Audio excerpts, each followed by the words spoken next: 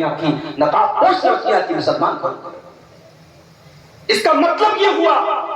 وہ لڑکی گھر سے نقاب تو پہن کے نکلی،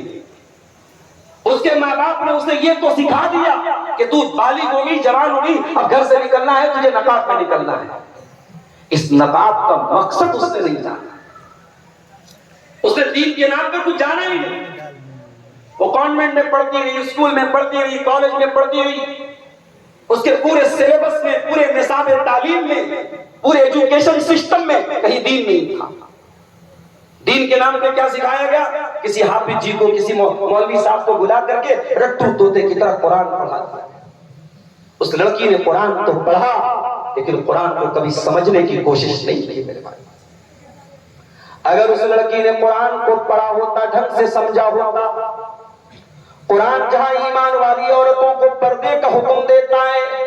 وہی پردے کا مقصد بھی قرآن بتاتا ہے۔ یا ایھا النبی قل لازواجک وبناتک ونساء المؤمنین، اے نبی اپنی بیٹیوں سے کہہ دیجئے، اپنی بیویوں سے کہہ دیجئے اور تمام مومنہ عورتوں سے کہہ دیجئے یدنین علیہن من جلابیبہن، جب وہ اپنے گھر سے نکلیں تو اپنے اوپر جلباب ڈال لیں، چادر ڈال لیں۔ ذالک ادنی ان یعرفن فلا یؤذین، یہ نقاب ان کی پہچان بن جائے گا، یہ پردہ ان کی پہچان بن جائے گا، اور یہ پردہ بتائے گا دنیا والوں کو ہم عزتدار گھروں کی لڑکیاں ہیں، ہم کو کوئی چھیڑنے کی جرات نہ کرے۔ نقاب تیری پہچان تھی، نقاب تیری شان تھی، نقاب تیرا غرور تھا، مگر اے مسلمان خاتون آج اس نقاب کو تو نے بدنام کر ڈالا۔ آج نقاب پہن کر جب ہم بے حیائی اور ہم جب بے شرمی کے مناظر دیکھتے ہیں، جب بنارس کے بنیا باغ میں مسلمان لڑکی نقاب پہن کر کے ڈانس کرتی ہے اور سیلفی اسٹک کے ذریعے سیلفی لیتی ہے، اور جب ہم مئو کی اور مبارک پور کی لڑکیوں کے اسکول میں پڑھنے والی لڑکیوں کے ویڈیوز وائرل ہوتے ہیں، تب ہمیں افسوس ہوتا ہے کہ یہ نقاب یہ صرف ایک ٹریڈیشن کے طور پر، ایک گھر والوں کے پریشر کے طور پر یہ نقاب پہنا گیا ہے، ورنہ اس نقاب کا مقصد اس مسلمان لڑکی کو معلوم ہے۔ اور اس کی دلیل یہ کہ وہی لڑکی جو نقاب میں نکلتی ہے، جب شادی بیاہ کا موقع آتا ہے، شادی میں خاندان کے تمام نوجوان لڑکے وہاں پہ موجود ہوتے ہیں، بڑے بڑے جوان لڑکے شادی کے موقع پر گھر میں آ رہے ہیں، اور یہ لڑکی نقاب کو چھوڑو یہ ایسا ڈریس پہن کر کے اسی شادی میں موجود ہوتی ہے کہ اس کے سر پہ دوپٹہ تک نہیں ہوتا، اس کے جو ہے گریبان پہ دوپٹہ تک نہیں ہوتا، اس کا شریر، اس کا جسم نظر آتا ہے۔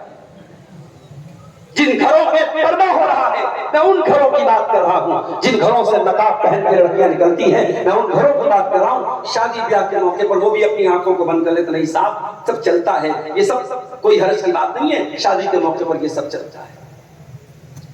اللہ کے پیارے نبی کے دور میں نبی نے شادی کی،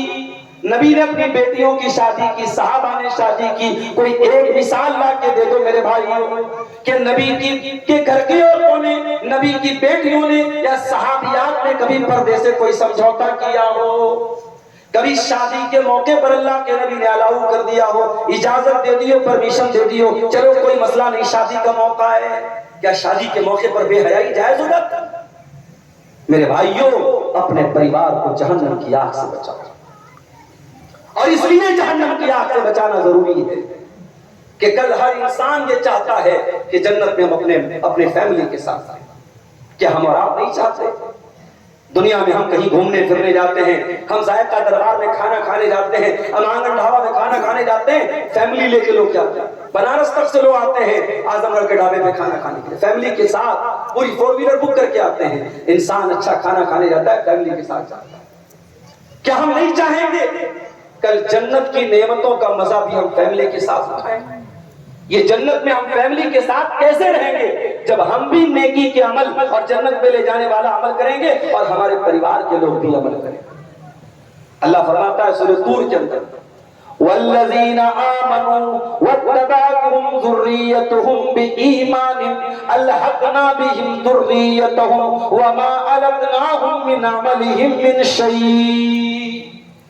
جو لوگ ایمان والے ہیں اور نیک عمل کرنے والے ہیں اور ان کی اولاد ان کے نقش قدم پر چلنے والی ہے، ایمان والے بنو تو ایسے بنو، مومن بنو تو ایسے بنو کہ آپ کی اولاد بھی آپ کی فرما برداری کرے، آپ کے نقش قدم پہ چلے۔ اور آج بھی ایسے والدین ہیں میرے پاس